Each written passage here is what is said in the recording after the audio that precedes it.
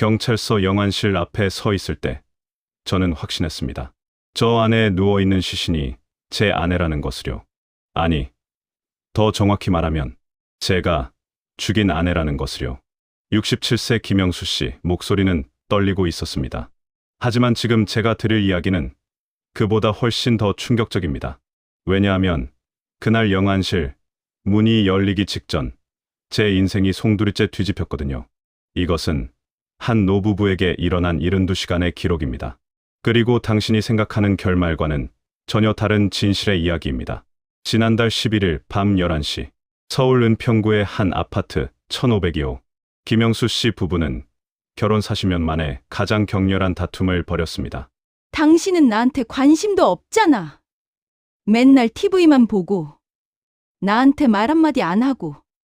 아내 66세 박순자 씨 목소리가 거실을 가득 채웠습니다. 그녀의 눈에는 눈물이 고여 있었습니다. 아니, 내가 언제? 나도 피곤하다고. 하루 종일 일하고 와서 좀 쉬면 안 돼? 영수 씨도 질세라 소리를 높였습니다. 사실 그도 요즘 몸이 좋지 않았습니다. 당뇨 합병증으로 다리가 저리고 밤마다 잠을 설쳤습니다. 당신은 나를 사랑한 적이 없어. 그냥 같이 사는 남남이야. 순자 씨의 목소리에는 40년간 쌓인 서운함이 묻어났습니다. 뭐? 내가 40년을 당신하고 살면서 얼마나. 됐어. 말하지 마. 아내는 침실 문을 세게 닫고 들어갔습니다. 영수 씨는 거실 소파에 그대로 주저앉았습니다. 가슴이 두근거렸습니다. 화가 났지만 동시에 불안했습니다. 아, 내가 너무 심했나. 하지만 자존심이 허락하지 않았습니다. 먼저 사과하기는 싫었습니다. 아니, 어떻게 사과해야 할지 몰랐습니다. 시계는 자정을 넘기고 있었습니다. 거실은 고요했습니다. 냉장고 돌아가는 소리만 윙윙거렸습니다. 영수 씨는 TV 리모컨을 집어들었다가 다시 내려놨습니다. 잠이 오지 않았습니다. 새벽 1시쯤 그는 슬그머니 침실 문 앞으로 갔습니다. 귀를 문에 대보았습니다. 조용했습니다. 자고 있나 보네. 문을 살짝 열어봤습니다. 불은 꺼져 있었고 아내는 이불을 뒤집어 쓴 채 침대에 누워 있었습니다. 등을 보이고 웅크린 채로요. 내일 아침에 애기하자. 지금은 자게 놔두자. 영수 씨는 조용히 문을 닫았습니다. 그리고 거실 소파에 담요를 덮고 누웠습니다. 그날 밤 그는 잠을 설쳤습니다. 계속 뒤척였습니다. 아내의 얼굴이 자꾸 떠올랐습니다. 눈물 글썽이던 모습, 쓸쓸해 보이던 뒷모습. 내가 좀 더 잘해줄걸. 후회가 밀려왔습니다. 하지만 이미 늦었습니다. 내일 아침에 커피라도 타주고 미안하다고 말하면 되겠지.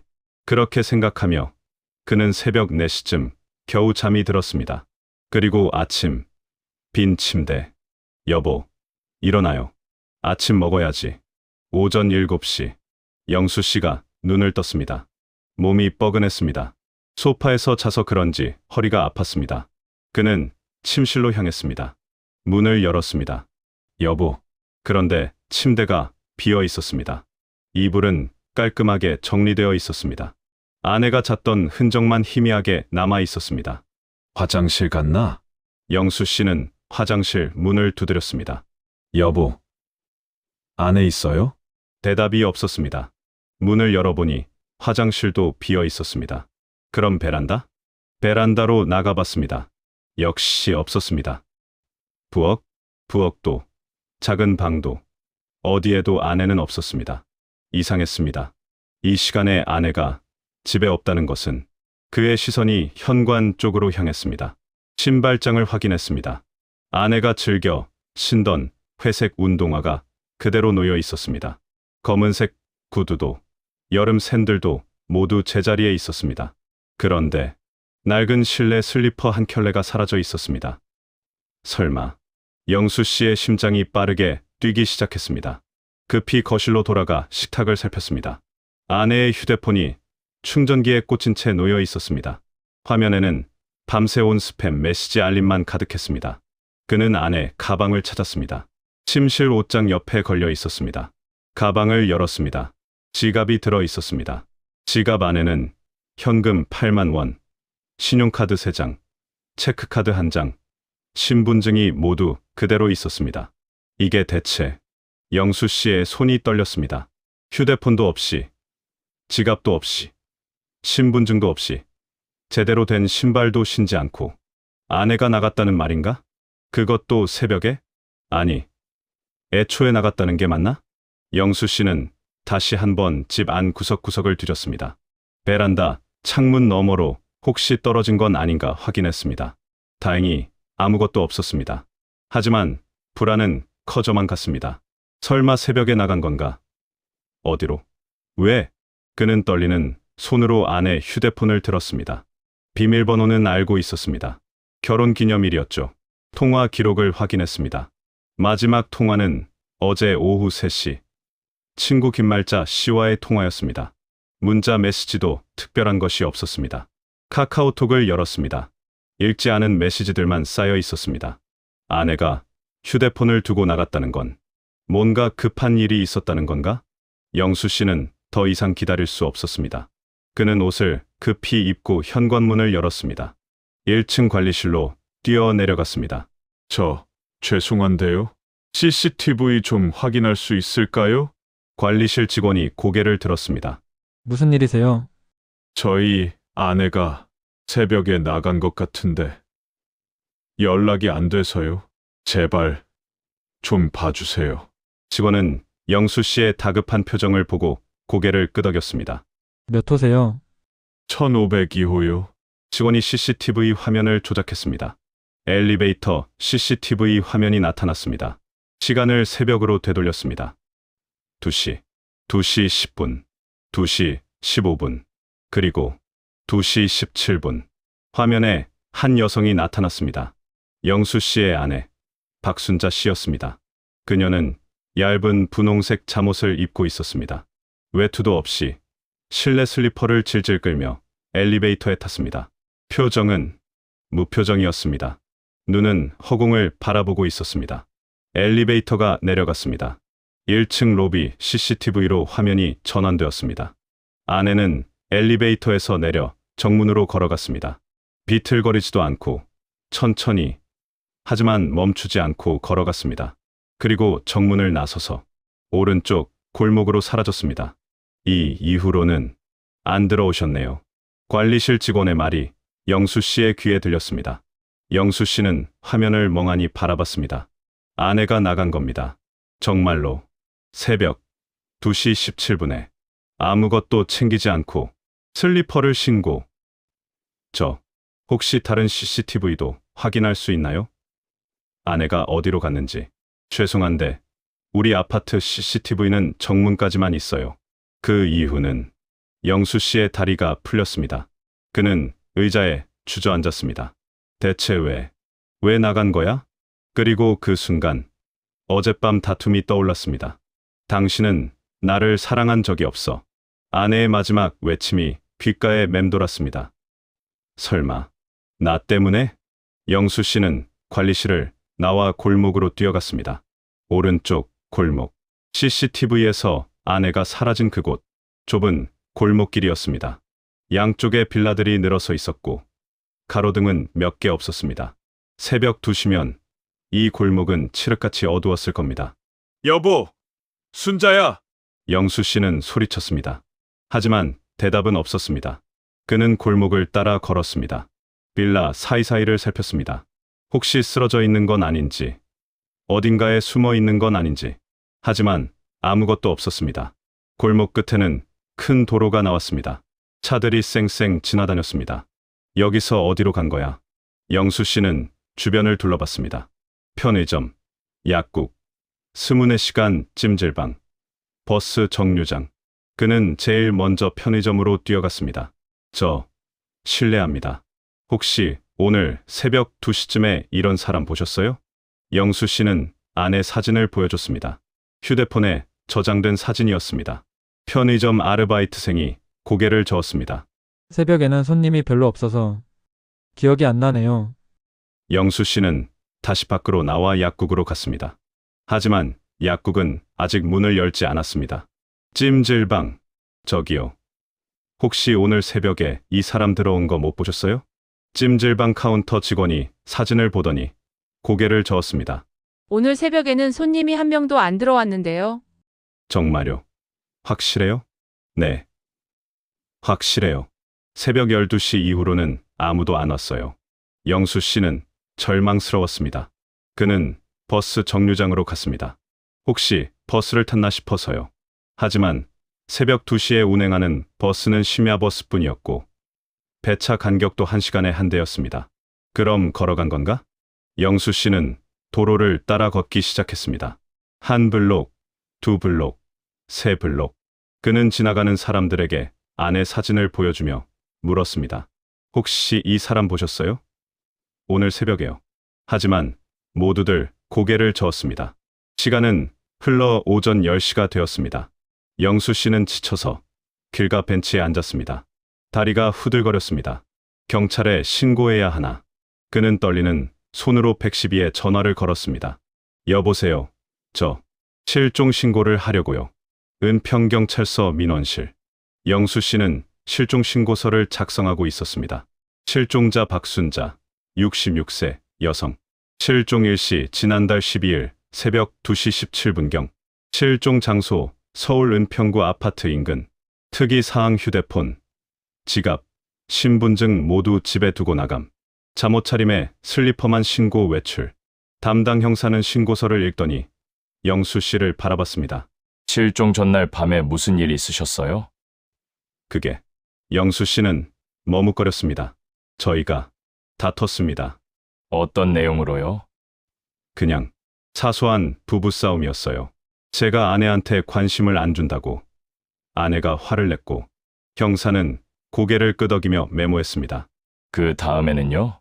아내가 침실로 들어갔고 저는 거실에서 잤습니다. 그리고 아침에 일어나 보니 없더라고요. CCTV는 확인하셨죠? 네. 새벽 2시 17분에 나가는 게 찍혔어요.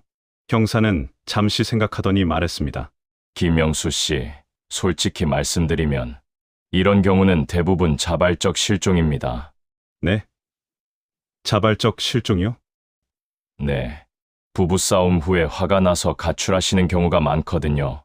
보통 며칠 지나면 스스로 돌아오십니다. 하지만 휴대폰도 없이 지갑도 없이 나갔다고요. 그것도 화가 많이 나셨을 때 하시는 행동입니다.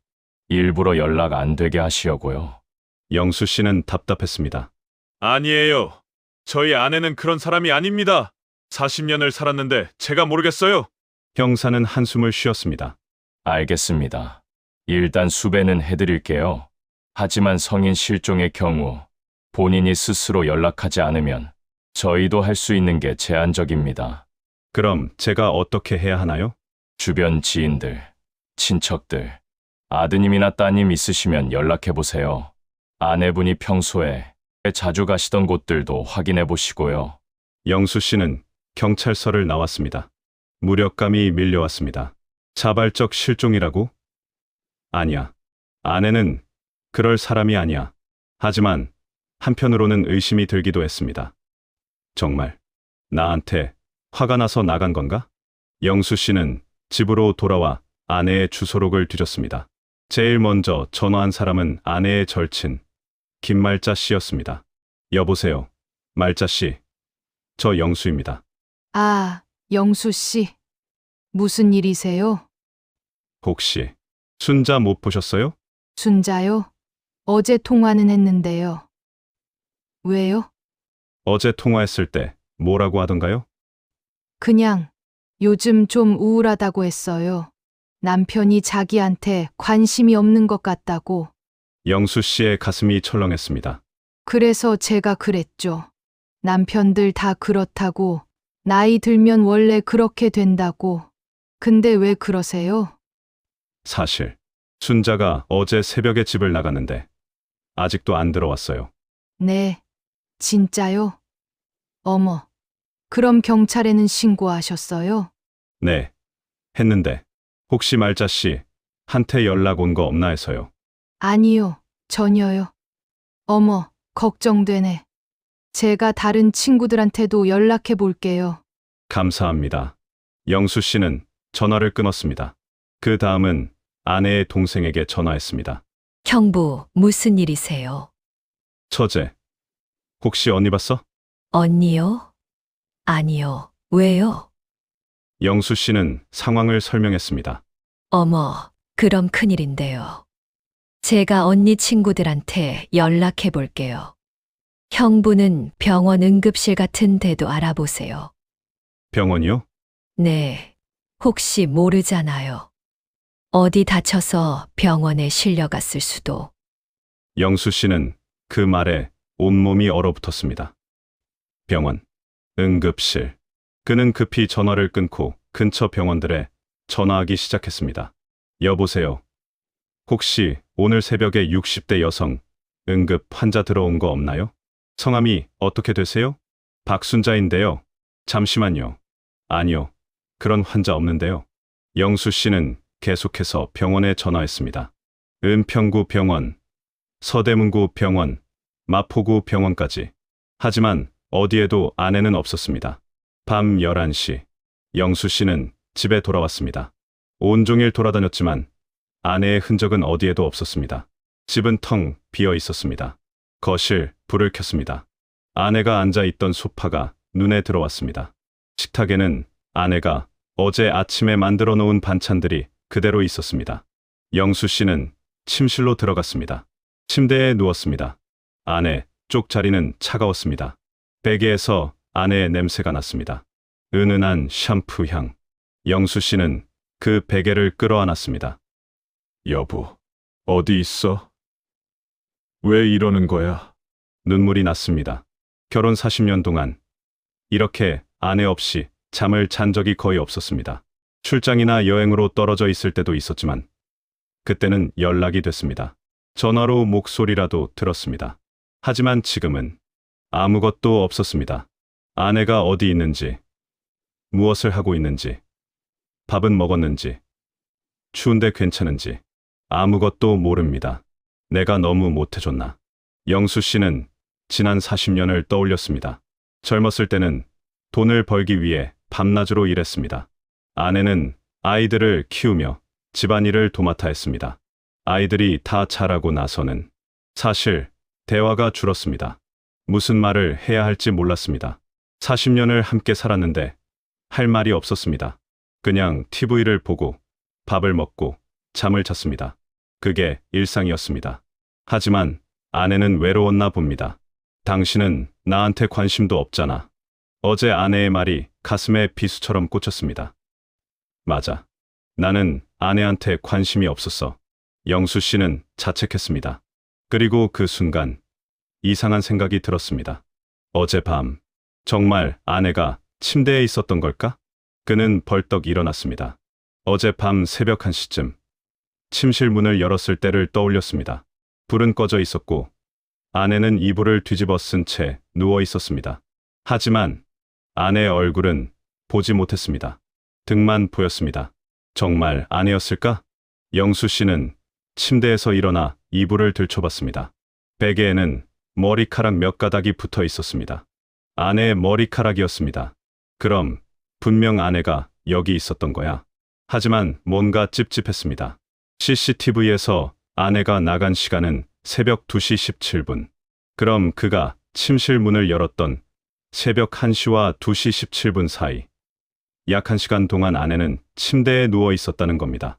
그 1시간 동안 아내는 뭘 생각했을까? 영수 씨는 아내의 마음을 상상해 봤습니다.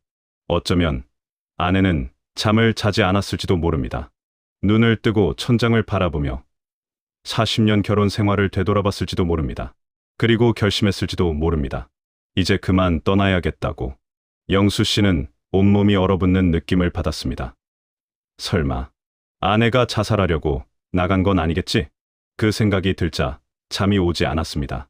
그는 다시 거실로 나와 소파에 앉았습니다. 창밖을 바라봤습니다. 아파트 단지가 고요했습니다. 어디선가 아내도 이 밤을 보내고 있겠죠. 여보, 제발 무사해. 제발. 영수 씨는 밤새 한숨도 자지 못했습니다. 수색 2일차. 다음 날 아침 6시. 영수 씨는 소파에서 벌떡 일어났습니다. 사실 잠을 잔 게 아니라 그냥 앉아서 밤을 새운 거였습니다. 현관문 쪽을 바라봤습니다. 혹시 아내가 돌아왔을까 하는 기대감에. 하지만 신발장은 어제 그대로였습니다. 아내의 슬리퍼는 여전히 제자리에 없었습니다. 영수 씨는 세수를 하고 밖으로 나갔습니다. 오늘은 아내가 평소에 자주 가던 곳들을 찾아가기로 했습니다. 아내의 발자취를 따라서 첫 번째 장소는 동네 성당이었습니다. 아내는 매주 일요일 미사에 빠지지 않고 참석했습니다. 평일에도 가끔 기도하러 갔습니다. 신부님, 혹시 순자 못 보셨어요? 담당 신부님이 고개를 저었습니다. 순자 씨요. 이번 주 일요일 미사에는 안 나오셨는데요. 무슨 일 있으세요?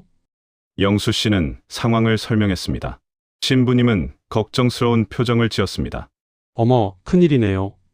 제가 교우들한테도 연락해 볼게요. 혹시 연락 오면 바로 알려드릴게요. 감사합니다. 신부님. 두 번째 장소는 동네 경로당이었습니다. 아내는 가끔 경로당에 가서 친구들과 수다를 떨곤 했습니다.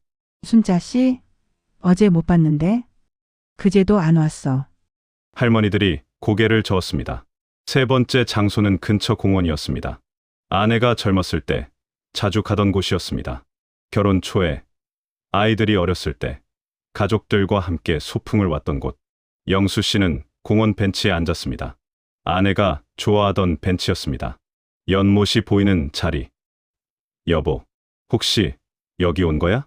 하지만 주변을 아무리 둘러봐도 아내는 없었습니다. 영수 씨는 공원을 한 바퀴 돌았습니다. 화장실, 정자, 운동기구 있는 곳, 산책로. 하지만 어디에도 아내는 없었습니다.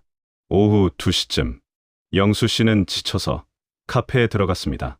커피를 시켜놓고 창밖을 멍하니 바라봤습니다.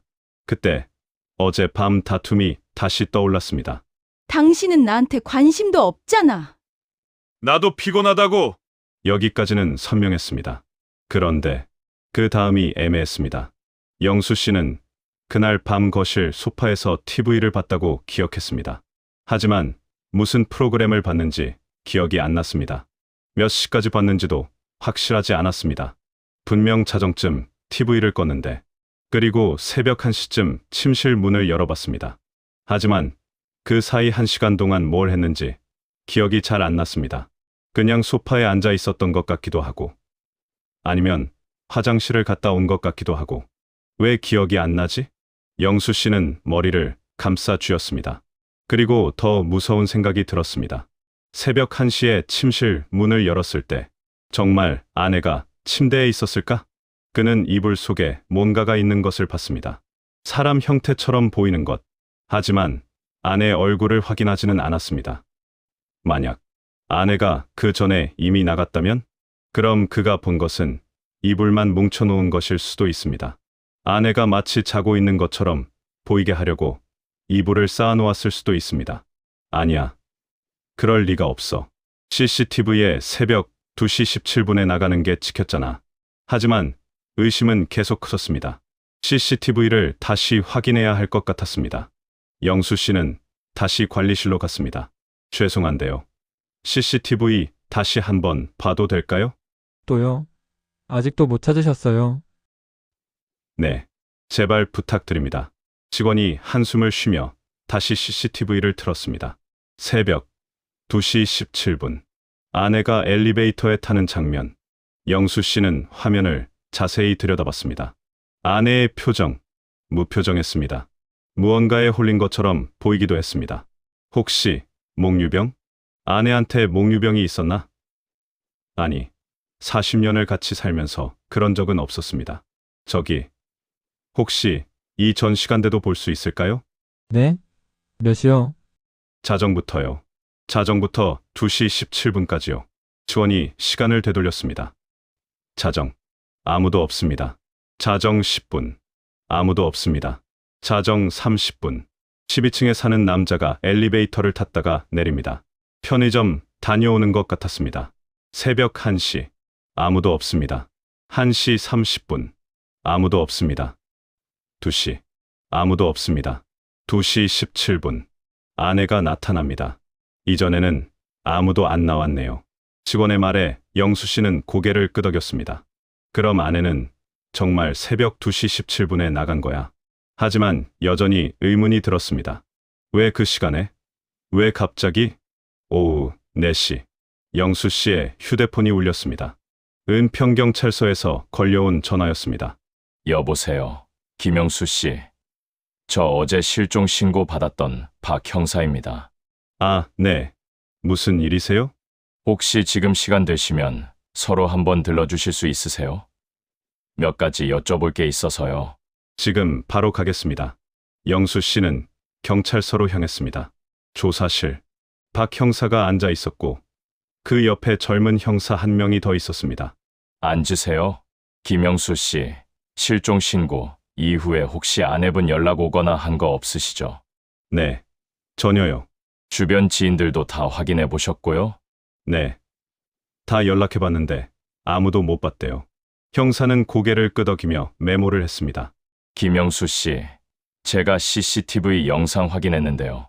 아내분이 새벽 2시 17분에 나가신 게 맞더라고요. 네. 그렇습니다. 그런데 좀 이상한 점이 있어서요. 이상한 점이요? 네. 아내분 표정이 어떻게 보면 멍한 것 같기도 하고, 어떻게 보면 결연한 것 같기도 하고, 영수 씨는 침을 삼켰습니다. 그리고 김영수 씨, 실례지만 실종 전날 밤에 부부싸움 하셨을 때 혹시 손찌검 같은 건 없으셨죠? 네?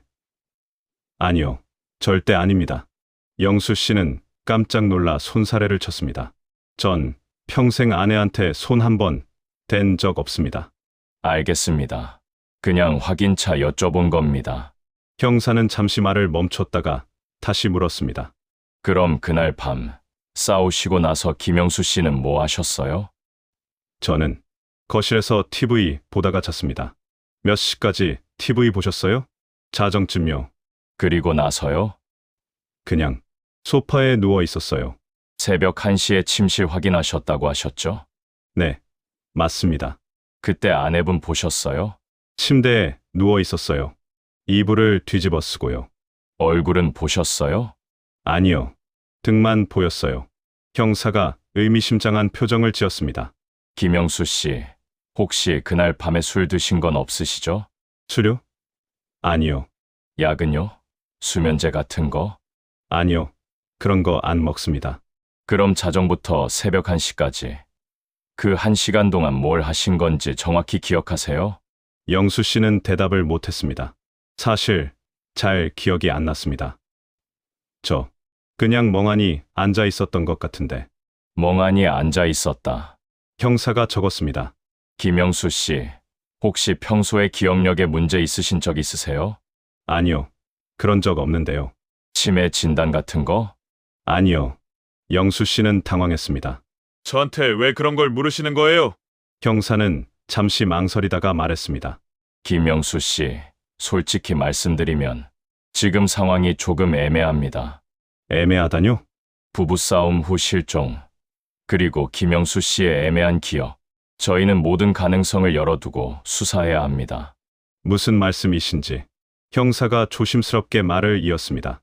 혹시 그날 밤에 김영수 씨가 기억하지 못하는 일이 있었을 가능성은 없을까요? 기억하지 못하는 일이요?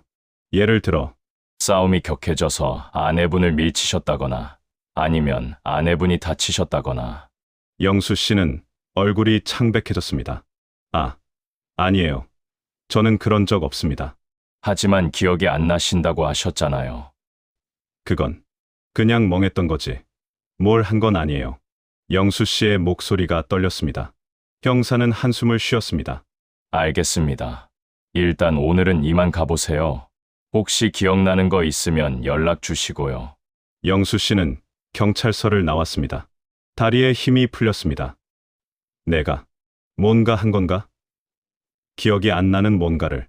그는 자신이 무서워졌습니다. 영수 씨는 경찰서에서 나와 멍하니 걸었습니다. 형사의 말이 머릿속에서 맴돌았습니다.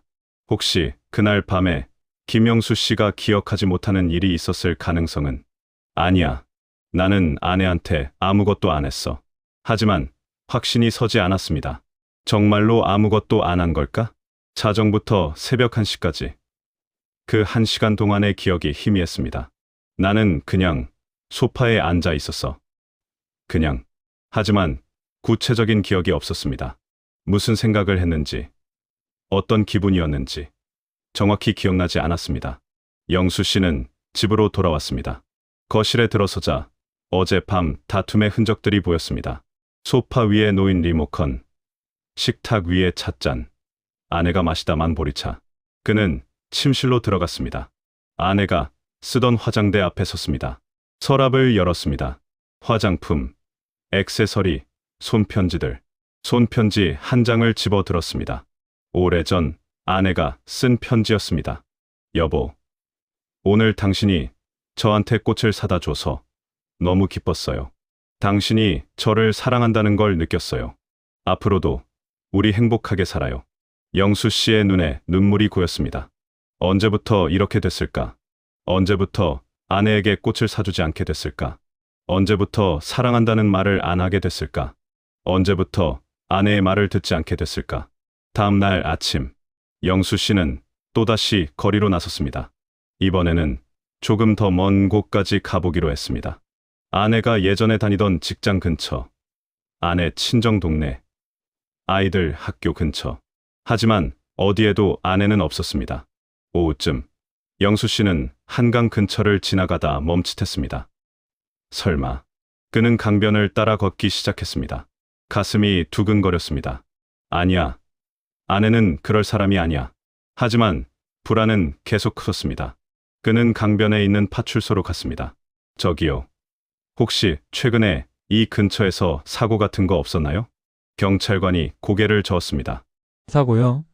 무슨 사고요? 그게 투신이나. 경찰관의 표정이 굳어졌습니다. 혹시 지인분이 실종되셨어요? 네, 제 아내가요. 언제요? 그저께 새벽에요. 경찰관이 무전기로 확인을 했습니다. 최근 3일간 이 구역에 투신 사고는 없었습니다. 신고도 없었고요. 영수 씨는 안도의 한숨을 쉬었습니다. 감사합니다. 하지만 안도감도 잠시, 다시 불안이 밀려왔습니다. 그럼 아내는 대체 어디 있는 거야? 저녁 7시쯤 영수 씨의 휴대폰이 울렸습니다. 여보세요. 김영수 씨. 박 형사입니다. 네, 형사님. 혹시 지금 시간 되세요? 중요한 얘기가 있어서요. 무슨 일이세요? 형사의 목소리가 무거웠습니다. 전화로는 좀 직접 만나서 얘기하는 게 좋을 것 같은데요. 지금 바로 가겠습니다. 영수 씨는 또다시 경찰서로 향했습니다. 가는 내내 가슴이 두근거렸습니다. 무슨 일이지? 혹시 아내를 찾은 건가? 아니면 경찰서 조사실. 박 형사가 심각한 표정으로 앉아 있었습니다. 앉으세요. 김영수 씨. 영수 씨는 의자에 앉았습니다. 무슨 일이세요? 형사는 잠시 망설이다가 입을 열었습니다. 김영수 씨. 저희가 주변 CCTV를 추가로 확인했습니다. 네. 아파트에서 나가신 이후 아내분의 동선을 추적했는데요. 영수 씨는 숨을 죽였습니다. 아내분이 아파트를 나가서 골목을 따라 큰 도로로 나가셨더라고요. 그래서요? 그리고 버스 정류장 쪽으로 가시는 게 포착됐습니다. 버스를? 네. 하지만 버스를 탄 건 아니고요. 그냥 정류장 근처를 배회하시다가 다가요? 지하철역 쪽으로 가셨습니다. 영수 씨의 심장이 빠르게 뛰었습니다. 지하철역이요? 네. 여기요. 새벽 3시쯤 역 입구로 들어가시는 게 마지막으로 포착됐습니다. 그럼 지하철을 탄 건가요? 형사가 고개를 저었습니다. 그게 그 시간대에는 지하철이 운행하지 않습니다.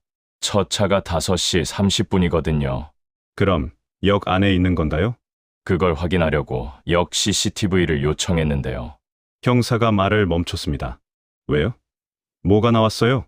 역 내부 CCTV에는 아내분이 화장실 쪽으로 들어가시는 게 찍혔습니다. 새벽 3시 12분이었어요. 화장실요? 네. 그런데요? 형사가 조심스럽게 말했습니다. 그 이후로 나오시는 모습이 포착되지 않았습니다. 영수 씨는 눈이 휘둥그레졌습니다. 무슨 말씀이세요? 아직도 화장실에 있다는 말씀이세요? 그걸 확인하려고 역무원한테 연락했는데요. 화장실에는 아무도 없대요. 그럼 어떻게 된 거예요? 저희도 지금 확인 중입니다. 혹시 CCTV 사각지대로 나가셨을 수도 있고, 영수 씨는 머리가 복잡했습니다. 그럼 아내가 역 어딘가에 있을 수도 있다는 거네요? 가능성은 있습니다. 내일 아침에 저희가 직접 가서 확인해 보겠습니다. 저도 같이 가겠습니다. 괜찮으시겠어요? 네. 제발 같이 가게 해주세요. 형사가 고개를 끄덕였습니다. 알겠습니다. 내일 아침 6시에 역 앞에서 만나시죠. 그날 밤, 영수 씨는 악몽을 꾸었습니다. 꿈속에서 아내가 어두운 지하철 역에 혼자 앉아 있었습니다. 여보, 왜 날 찾으러 안 왔어? 미안해. 지금 갈게. 영수 씨가 아내에게 다가가려고 하는데 자꾸 거리가 멀어졌습니다. 여보, 기다려. 아내는 점점 멀어져 갔습니다. 그리고 어둠 속으로 사라졌습니다. 안 돼. 여보, 영수 씨는 악을 쓰며 깨어났습니다. 온몸이 땀으로 젖어 있었습니다. 시계를 봤습니다. 새벽 4시. 더 이상 잠을 잘 수 없었습니다. 그는 일어나 옷을 갈아입었습니다. 6시까지 기다릴 수가 없었습니다. 지금 당장 지하철역으로 가고 싶었습니다. 하지만 참았습니다. 혼자 가봤자 역 안에 들어갈 수도 없을 테니까요. 그는 거실에 앉아 시계를 바라봤습니다. 분침이 움직이는 게 너무 느렸습니다. 4시 10분, 4시 20분, 4시 30분. 여보, 조금만 기다려. 5화, 발견 2500자. 새벽 5시 30분. 영수 씨는 집을 나섰습니다. 약속 시간보다 30분 빨랐지만 더 이상 기다릴 수 없었습니다. 역은 집에서 버스로 20분 거리였습니다. 영수 씨는 첫차 버스에 몸을 실었습니다. 버스 안은 텅 비어 있었습니다. 창밖으로 아직 어두운 거리가 지나갔습니다. 아내도 이 길을 걸어갔겠지. 슬리퍼를 신고 생각만 해도 가슴이 아팠습니다. 추운 새벽, 잠옷바람에 슬리퍼만 신고 걸어간 아내의 모습을 상상하니 눈물이 났습니다. 5시 50분, 역 앞에 도착했습니다. 역 입구는 아직 문이 닫혀 있었습니다. 첫 차가 출발하려면 아직 40분이나 남았습니다. 박 형사는 아직 도착하지 않았습니다. 영수 씨는 역 주변을 서성였습니다. 아내가 여기를 지나갔구나. CCTV 영상에서 본 것처럼 아내는 새벽 3시에 이 역으로 들어왔습니다. 왜 하필 지하철역이었을까? 따뜻한 곳을 찾아서. 아니면 어디론가 가려고? 하지만 지하철은 운행하지 않았습니다. 6시 정각. 박 형사와 다른 형사 한 명이 도착했습니다. 일찍 오셨네요. 네. 기다릴 수가 없어서요. 이해합니다. 저희도 최대한 빨리 확인해 보겠습니다. 형사들은 역 관리실로 전화를 걸었습니다. 잠시 후 역무원이 나타나 문을 열어줬습니다. 이쪽으로 오세요. 일행은 역 안으로 들어갔습니다. 지하철역은 텅 비어 있었습니다. 형광등 불빛만 차갑게 빛나고 있었습니다. CCTV 상으로는 화장실 쪽으로 들어가셨다고 하셨죠? 네, 맞습니다. 역무원이 앞장섰습니다. 여자 화장실은 이쪽입니다. 일행은 화장실 앞에 섰습니다. 박 형사가 먼저 문을 두드렸습니다. 안에 계신가요? 경찰입니다. 대답이 없었습니다. 형사가 문을 열었습니다. 화장실 안은 조용했습니다. 확인해 보겠습니다. 여자 형사가 안으로 들어갔습니다. 잠시 후 나왔습니다. 아무도 없습니다. 영수 씨는 절망스러웠습니다. 그럼 어디로 간 거예요? CCTV 사각지대가 있을 수 있습니다. 역 전체를 확인해 봐야겠어요. 일행은 역 내부를 샅샅이 뒤지기 시작했습니다. 대합실, 승강장, 계단, 엘리베이터, 비상구. 하지만 어디에도 안에는 없었습니다. 혹시 창고나 사무실 같은 곳은 없나요?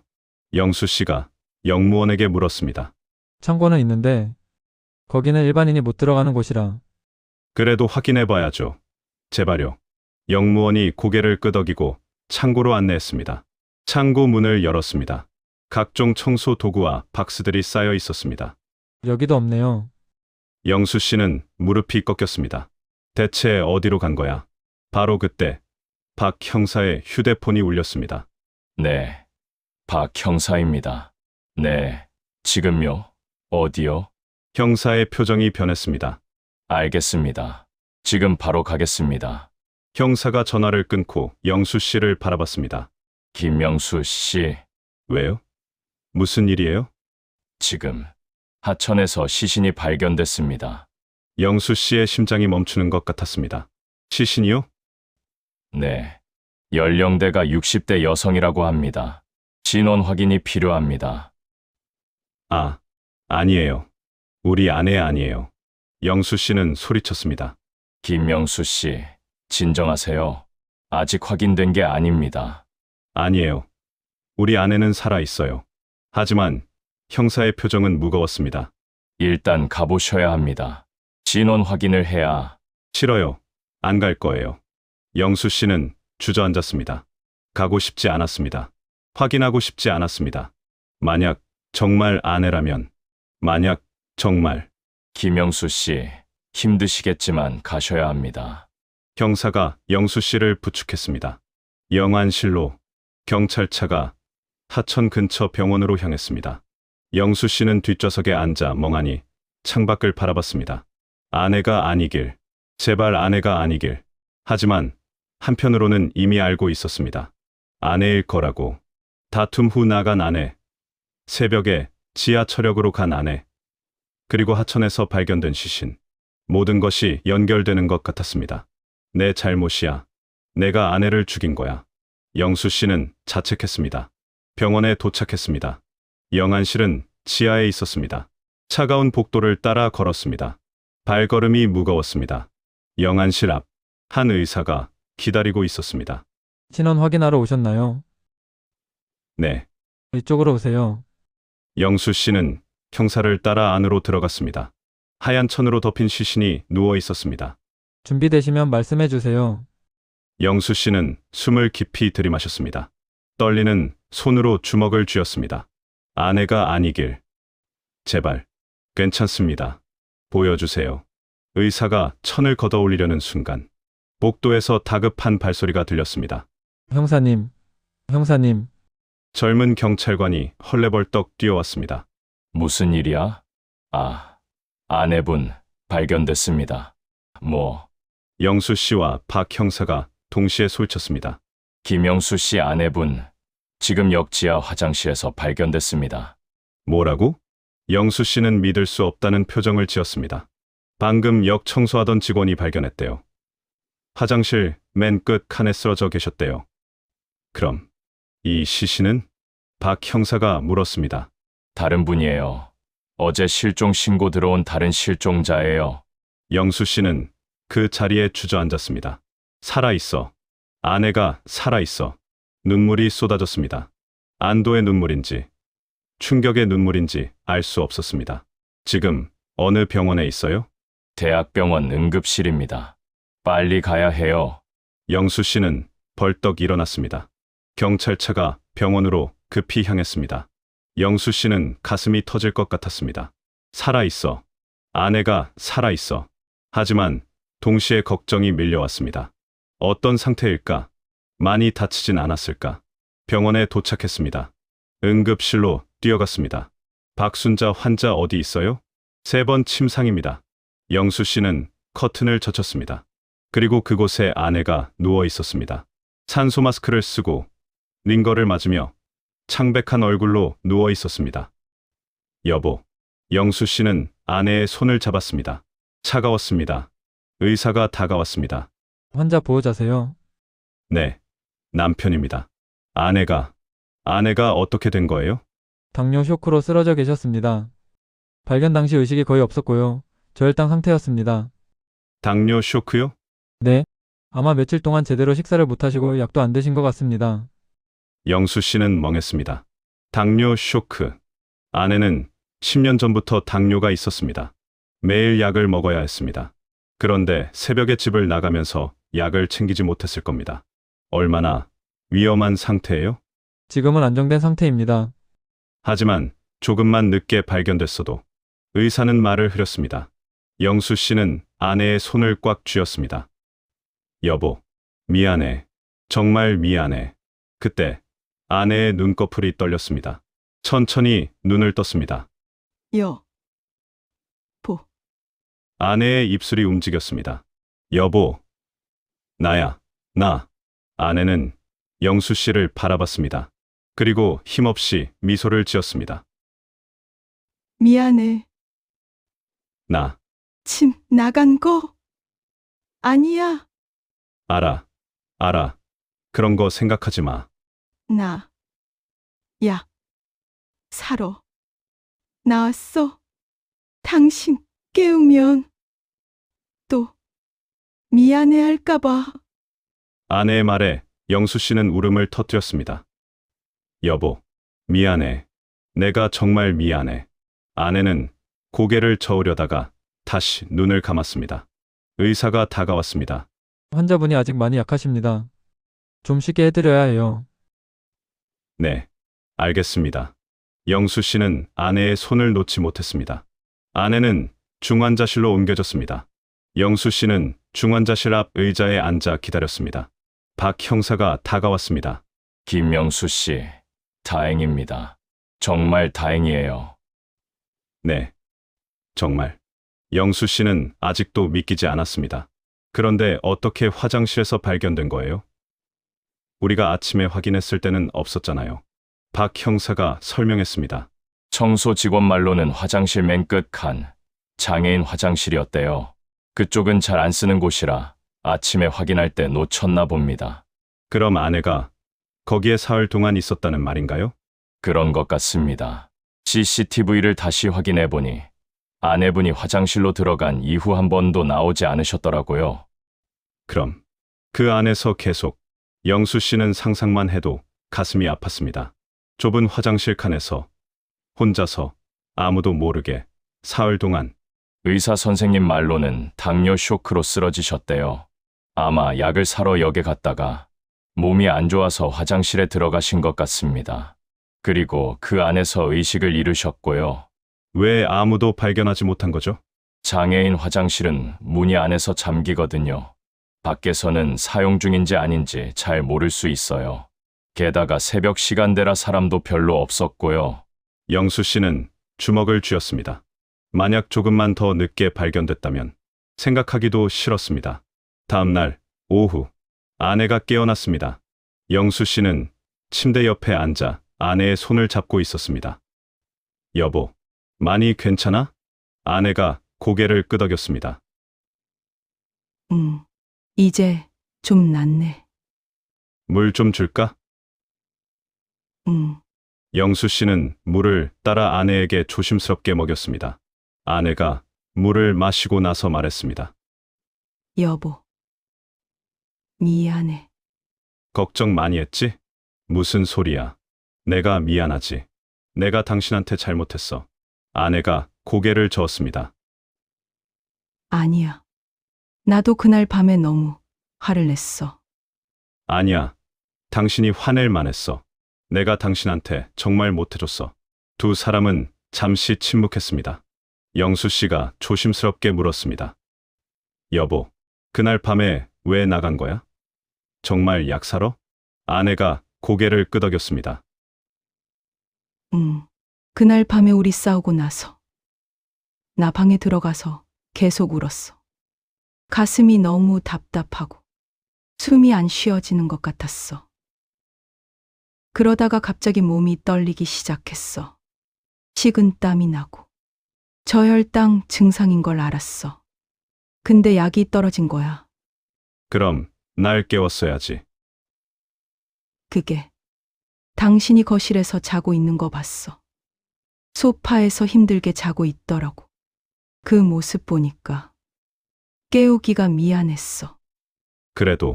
그래서 혼자 나가기로 한 거야. 약국에 가려고. 스문의 시간 약국 있잖아. 역 근처에. 그래서 지하철역에 간 거구나. 근데 가는 도중에 몸이 너무 안 좋아진 거야. 역에 도착했을 때는 거의 쓰러질 것 같았어. 그래서 화장실에 들어갔는데 그 다음 기억이 잘 안 나. 아내의 눈에 눈물이 고였습니다. 미안해. 나 때문에 걱정 많이 했지. 영수 씨도 눈물을 흘렸습니다. 아니야. 내가 미안해. 내가 당신한테 더 잘할게. 앞으로는 절대 당신 혼자 두지 않을게. 두 사람은 손을 꽉 잡았습니다.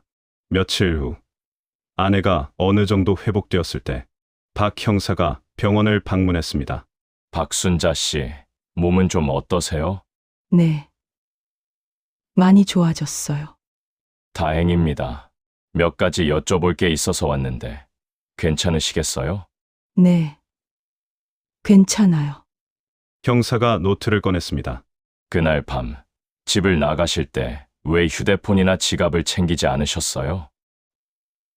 그게 급하기도 했고 머리가 잘 안 돌아가더라고요. 저혈당이 오면 판단력이 흐려지거든요. 그냥 약만 사면 된다고 생각했어요. 그럼 돈은 어떻게 사려고? 역 근처 24시간 약국 사장님이랑 아는 사이예요. 나중에 돈 드리기로 하고 약만 받으려고 했어요. 아, 그러셨군요. 형사가 고개를 끄덕였습니다. 그리고 역에 도착하셨을 때 왜 영무원한테 도움을 요청하지 않으셨어요? 그때는 정신이 하나도 없었어요. 그냥 화장실에 가서 좀 쉬면 나아질 거라고 생각했어요. 근데 화장실에 들어가자마자 의식을 잃었나 봐요. 알겠습니다. 형사가 노트를 덮었습니다. 다행히 잘 마무리됐네요. 진원 미상의 실종 사건인 줄 알았는데. 영수 씨가 물었습니다. 형사님, 그때 하천에서 발견된 시신은 누구였어요? 형사의 표정이 어두워졌습니다. 다른 실종자였습니다. 역시 부부싸움 후에 집을 나가셨던 분이라고 하더라고요. 안타까운 일이죠. 영수 씨는 숙연해졌습니다. 만약 아내를 조금만 늦게 발견했다면 그 시신이 아내였을 수도 있었습니다. 영수 씨는 병실 소파에서 잠을 청했습니다. 아내는 침대에서 편안하게 자고 있었습니다. 영수 씨는 천장을 바라보며 지난 며칠을 떠올렸습니다. 아내가 사라졌을 때의 공포, 불안, 자책감, 그리고 아내를 찾았을 때의 안도감, 기쁨, 그리고 깊은 반성. 나는 정말 아내를 사랑하고 있었을까? 영수 씨는 스스로에게 물었습니다. 40년을 함께 살았지만 정작 아내가 무엇을 원하는지, 무엇을 느끼는지 제대로 알지 못했습니다. 아내가 외롭다고 말했을 때도, 관심을 달라고 했을 때도 그는 귀담아 듣지 않았습니다. 당연하다고 생각했어. 함께 있는 것이 당연하고, 아침에 눈을 뜨면 아내가 있는 것이 당연하고, 밥을 하고 집을 돌보는 것이 당연하다고. 하지만 당연한 것은 없었습니다. 아내도 자신만의 감정이 있고, 외로움이 있고, 사랑받고 싶은 마음이 있었습니다. 이제라도 알게 돼서 다행이야. 영수 씨는 아내를 바라봤습니다. 평화롭게 자고 있는 아내의 모습. 그는 조용히 다짐했습니다. 앞으로는 당신한테 잘할게. 매일매일 사랑한다고 말할게. 관심 갖고, 대화하고, 함께 시간을 보낼게. 그리고 그는 깨달았습니다. 진짜 사랑은 거창한 게 아니라는 것을. 함께 있어주는 것, 말을 들어주는 것, 작은 것에 감사하는 것. 그게 바로 사랑이라는 것을. 아내가 퇴원하기 전날 밤, 영수 씨는 병실에서 아내와 조용히 대화를 나누고 있었습니다. 여보, 그때 내가 형사한테 조사받을 때 말이야. 형사가 나한테 이상한 질문을 했어. 아내가 고개를 갸우뚱했습니다. 무슨 질문? 그날 밤에 내가 당신한테 폭력을 쓴 적 있냐고. 뭐? 아내가 놀란 표정을 지었습니다. 그게 무슨 소리야? 나도 그때 너무 충격받았어. 근데 생각해보니 내 행동이 의심스러웠을 수도 있겠더라고. 무슨 소리야? 당신은 평생 나한테 손 하나 대본 적 없잖아. 영수 씨가 쓸쓸하게 웃었습니다. 맞아. 손은 안 댔지. 하지만 마음에는 상처를 줬어. 무관심으로, 소홀함으로. 여보, 그게 어쩌면 더 아픈 폭력일 수도 있겠다 싶더라고. 눈에 보이는 상처는 아니지만 마음에 남는 상처. 아내는 영수 씨의 손을 잡았습니다. 여보, 그런 생각하지 마. 우리 부부가 완벽할 수는 없잖아. 40년을 살면서 서로에게 실망도 하고, 서운하기도 하고. 그게 당연한 거야. 하지만 나는 나도 마찬가지야. 나도 당신한테 잘해주지 못했어.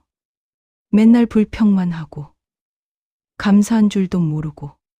두 사람은 서로를 바라봤습니다. 우리 다시 시작하자.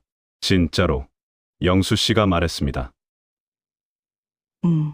다시 시작하자. 아내도 고개를 끄덕였습니다. 다음 날 아침, 퇴원을 앞두고 영수 씨는 아내의 주치의와 면담을 했습니다. 환자분 상태는 많이 좋아졌습니다. 하지만 앞으로 당뇨 관리를 철저히 하셔야 해요. 네, 알겠습니다. 특히 약을 거르면 안 됩니다. 이번에도 약을 먹지 못해서 쇼크가 온 거거든요. 그럼 앞으로 제가 신경 쓰겠습니다. 의사가 고개를 끄덕였습니다. 그리고 한 가지 더. 환자분이 최근에 우울증 증상이 있으셨던 것 같은데 혹시 알고 계셨나요? 네. 우울증이요? 영수 씨는 놀랐습니다. 네. 환자분과 상담하면서 알게 됐는데 최근 몇 달간 무기력감과 불면증, 식욕 부진 같은 증상이 있으셨더라고요. 그런 게 있었어요? 영수 씨는 전혀 몰랐습니다. 네, 본인도 대수롭지 않게 생각하셨던 것 같은데 이런 증상들이 당뇨와 맞물리면 더 위험할 수 있습니다. 제가 전혀 몰랐네요. 의사가 조심스럽게 말했습니다. 가족의 관심이 중요합니다. 특히 노년기 우울증은 주변에서 알아채기 어려울 수 있거든요. 앞으로는 환자분의 감정 상태를 자주 살펴주세요. 영수 씨는 고개를 숙였습니다. 아내가 우울증이었다니. 나는 정말 아무것도 몰랐구나. 오후, 아내가 퇴원했습니다. 영수 씨는 아내를 부축해서 차에 태웠습니다. 천천히, 천천히. 괜찮아. 이제 많이 좋아졌어. 집으로 가는 길, 차 창밖으로 익숙한 거리가 지나갔습니다. 아내가 말했습니다. 여보, 저기 우리 자주 가던 중국집이네. 응, 예전에 데이트할 때 자주 갔었지. 그때가 좋았는데 언제부터 안 가게 됐을까? 영수 씨가 생각해 봤습니다. 글쎄, 아이들 키우느라 바빴을 때부터인가? 그러게. 시간이 참 빠르다. 아내가 창밖을 바라봤습니다. 여보, 응? 우리 오늘 거기서 저녁 먹을까? 오랜만에. 영수 씨가 미소를 지었습니다. 그래, 좋아. 그러자. 두 사람은 중국집에 들어갔습니다. 20년 전이나 지금이나 변한 게 없는 낡은 실내. 하지만 그게 좋았습니다. 여보, 여기 앉자. 우리 예전에 여기 앉았었잖아. 맞아. 저 구석자리. 두 사람은 자리에 앉아 메뉴를 봤습니다. 뭐 먹을까? 당신 좋아하는 거 시켜. 난 짬뽕 먹을래. 당신은? 나는 짜장면. 역시 우리 40년 전이나 지금이나 똑같네. 음식이 나왔습니다. 김이 모락모락 나는 짬뽕과 짜장면. 맛있겠다. 두 사람은 식사를 시작했습니다. 한동안 말없이 먹다가 아내가 말했습니다. 여보, 나 그때 정말 무서웠어. 응? 화장실에서 쓰러졌을 때 정신이 오락가락하는데 아무도 날 찾지 못할 것 같더라고. 이렇게 죽는 건가 싶었어. 영수 씨는 숟가락을 내려놓았습니다. 그때 뭐가 제일 생각났어? 당신. 당신 얼굴이 자꾸 떠올랐어. 우리 결혼식 날, 첫 아이 낳았을 때, 이사 갔을 때, 여러 순간들이 스쳐 지나가더라. 그리고 마지막으로 싸웠던 그날 밤이 생각났어. 아내의 눈에 눈물이 고였습니다. 그게 당신과의 마지막이 되는 건가 싶어서. 너무 억울했어. 화해도 못하고, 사랑한다는 말도 못하고. 영수 씨도 울컥했습니다. 나도 그랬어. 당신 찾으러 다닐 때 계속 생각했어. 만약 다시 만나면 꼭 말해야지. 사랑한다고, 고맙다고, 미안하다고. 이제 우리 그런 말 자주 하자. 매일 하자. 두 사람은 손을 맞잡았습니다. 집으로 돌아온 저녁, 두 사람은 거실, 소파에 나란히 앉아 있었습니다. 여보, 사실 나 그날 밤에 정말 이상한 생각했었어. 영수 씨가 조심스럽게 말을 꺼냈습니다. 무슨 생각?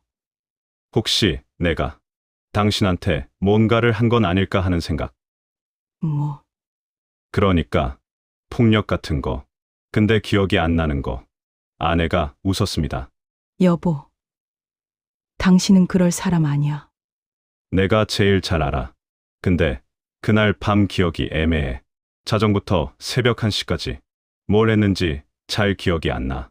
아내가 영수 씨의 손을 잡았습니다. 여보. 사람의 기억이란 게 원래 그래. 특히 스트레스 받을 때는 더 당신이 뭘 잘못한 게 아니야. 그래도 내가 보증해 줄게. 당신은 그날 밤 아무것도 안 했어. 우리 싸웠고, 당신은 거실에서 고민하다가 잠들었고, 나는 방에 들어가서 울다가 몸이 안 좋아서 나간 거야. 그게 전부야. 영수 씨는 안도의 한숨을 쉬었습니다. 고마워. 그렇게 말해줘서.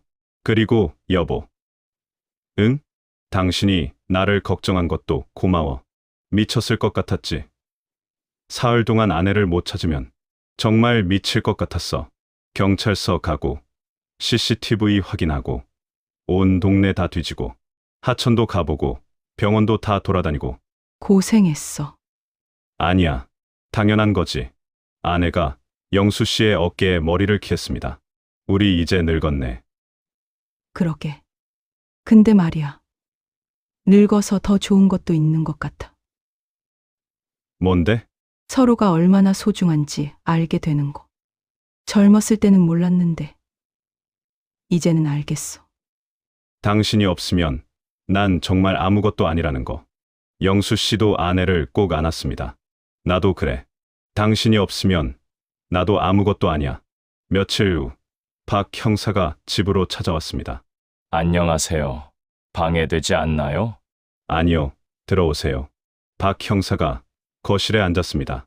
환자분 많이 좋아지셨네요. 네. 덕분에 잘 회복했습니다. 형사가 가방에서 서류 봉투를 꺼냈습니다.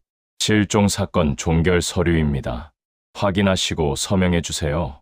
영수 씨가 서류를 보며 서명했습니다. 형사님, 그때 많이 도와주셔서 감사했습니다. 제 일이니까요. 다행히 잘 해결돼서 저도 기쁩니다. 박 형사가 잠시 망설이다가 말했습니다. 사실 저도 이번 사건을 통해 많이 배웠습니다. 배웠다뇨? 처음에는 부부싸움 후 가출이라고 단순하게 생각했거든요. 하지만 그게 아니더라고요. 단순히 화가 나서 나간 게 아니라 상대방을 배려하려다가 생긴 일이었죠. 그리고 김영수 씨를 의심했던 것도 죄송합니다. 제가 선입견을 가졌던 것 같아요. 아니에요. 형사님도 직업상 그럴 수밖에 없으셨을 거예요. 박 형사가 일어섰습니다. 두 분 앞으로 행복하세요. 서로를 소중히 여기시는 게 보이더라고요. 감사합니다. 형사가 나간 후 아내가 말했습니다. 좋은 사람이네. 그러게. 여보. 우리도 주변 사람들한테 좀 더 잘해야겠다. 무슨 말이야? 우리가 이번에 도움을 많이 받았잖아. 형사님도 그렇고, 병원 선생님들도 그렇고, 친구들도 다 걱정해줘. 우리도 다른 사람들한테 그런 사람이 되자. 영수 씨가 미소를 지었습니다. 그래. 좋은 생각이야. 사건이 있은 지 한 달이 지났습니다. 영수 씨와 아내의 일상은 완전히 달라져 있었습니다. 아침, 영수 씨가 일어나서 제일 먼저 한 일은 아내의 약을 챙기는 것이었습니다. 여보, 약 먹었어? 아직. 지금 먹으려고. 물 가져올게. 영수 씨는 물을 따라와서 아내에게 건넸습니다. 고마워. 천만에. 앞으로 매일 내가 챙겨줄게. 아침 식사 후 두 사람은 함께 산책을 나갔습니다. 예전에 아내가 좋아하던 그 공원. 여보, 여기 벤치에 앉자. 그래. 두 사람은 연못을 바라보며 앉았습니다. 경치 좋다. 그치. 나 여기 자주 혼자 왔었어. 이제부터는 같이 오자. 어느 주말 아들과 딸이 집으로 놀러 왔습니다. 엄마 많이 좋아지셨네요. 딸이 아내의 손을 잡았습니다. 이제 괜찮아.